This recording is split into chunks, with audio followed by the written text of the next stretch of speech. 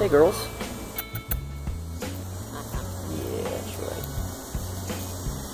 So, I gotta say, we're feeling pretty complete right now. Our chickens who you just met, our chicken coop, and a little greenhouse out to the back, and the shed which inside holds the aquaponics system.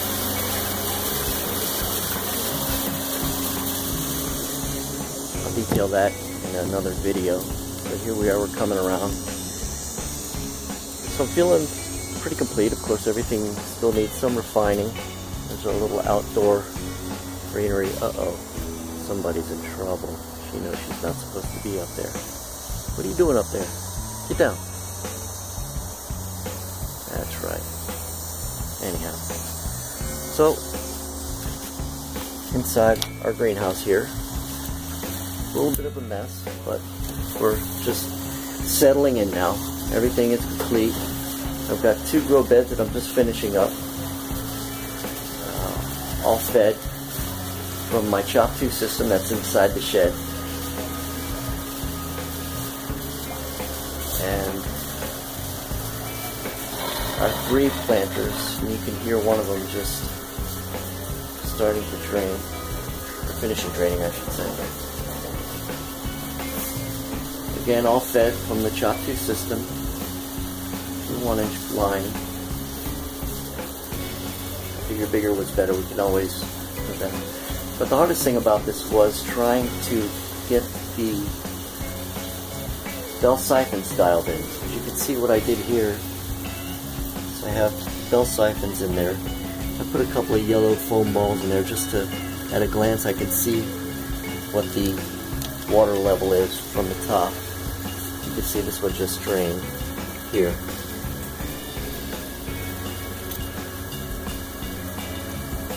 Get that dialed in there. There we go. You can see the cap in there. So, the big trick on these was not only getting them to work properly, but to getting the drainage, because my drainage is a little challenging. I set the tanks here. Let's see if I can pop these up here. My little foam balls, there they are.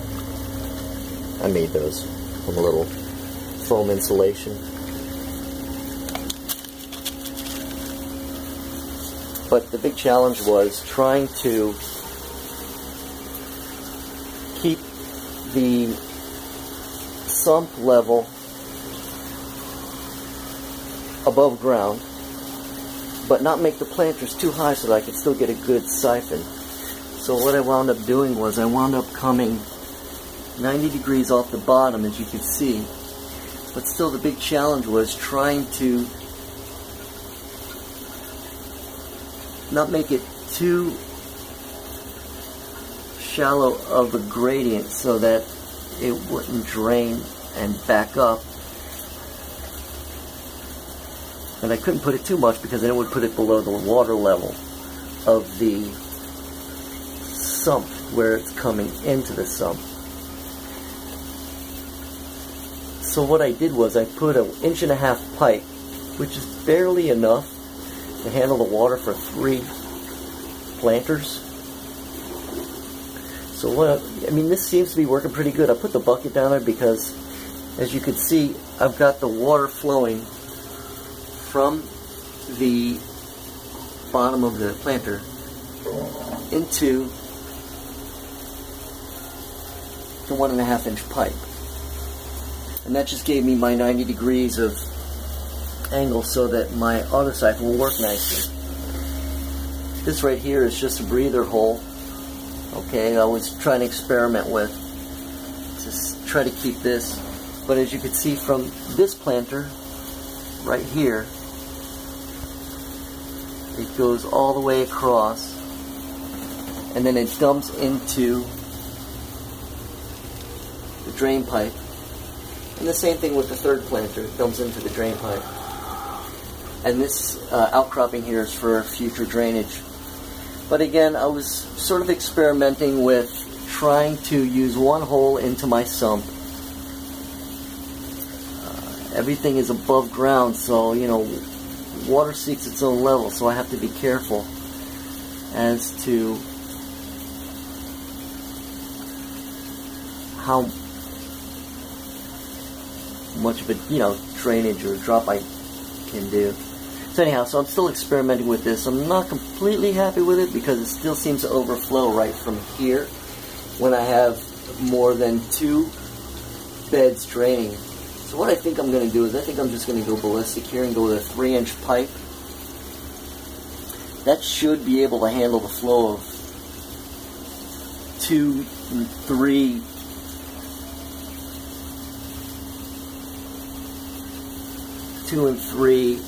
beds draining at the same time. And again, remember, I'm working with very limited water height in the sump tank, and it's above ground. So, and like I said, I didn't want the planters to be too high because my beautiful girlfriend, she's a little vertically challenged, so I want her to be comfortable, you know, working on these. Now, I hope you don't mind. I'm taking my time on this a little bit. I hope it's not too boring, but the reality is, you know, a lot of the YouTube videos that I've followed, they moved around really quick, so I didn't really get a chance to look at things and ponder things a little bit, and I wound up finding myself pausing and playing and pausing and playing. So, you know, if I can help anybody with some ideas by what I'm showing you, I'm glad to. I got all this information from YouTube. I want to thank everybody that posted, and I guess this is my little way of repaying. I'm not very tolerant, so I couldn't do this step by step because it was sort of arduous for me, trying to figure it out. It took me a little bit of time, like I said before. In the planters here, just to give somebody some other ideas, I use these neti pots with this planting medium. It's just like a natural planting medium. I put the smaller seeds in there. And then just use a hydroton. Don't be discouraged. We found out after we bought 6 bags of the hydroton and filled everything up, hydroton floats, but the weight of itself will hold it down. Once you fill your bed up about 1 inch below the lip, and the weight of the hydroton itself will keep it pretty much from floating, so don't get discouraged. And you'll also find your grow beds will ebb and flow a lot faster.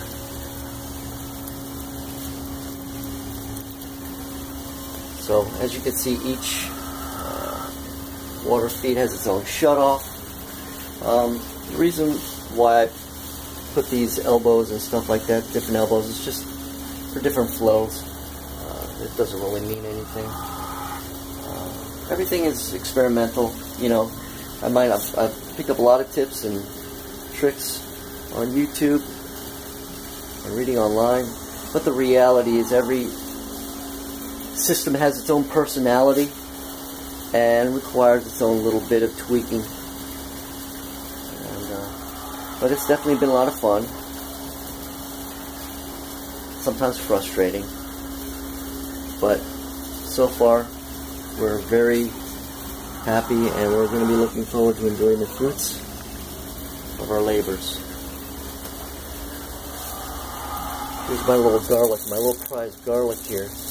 Only 3 days old. Look at this sucker go. If you stare at it long enough, you can almost watch it growing. All I did was I just stuck this in after doing a little research online. How to grow garlic. I said, you know what? I don't have patience for all this.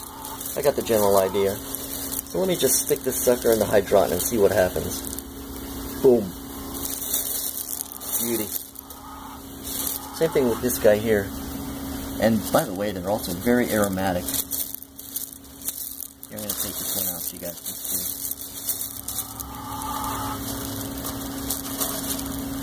Oh, he's in there good. Maybe not. I don't want to disturb his roots, but you get the idea. There's a ton of roots down there.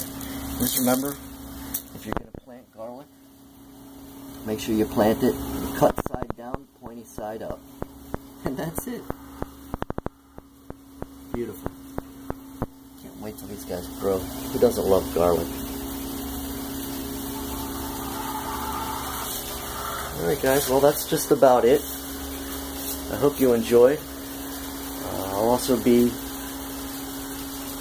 adding another video, part 2, to the to this, so you can see the aquaponics system. Okay? Alright. Say bye, girls. There you go. J Edel out.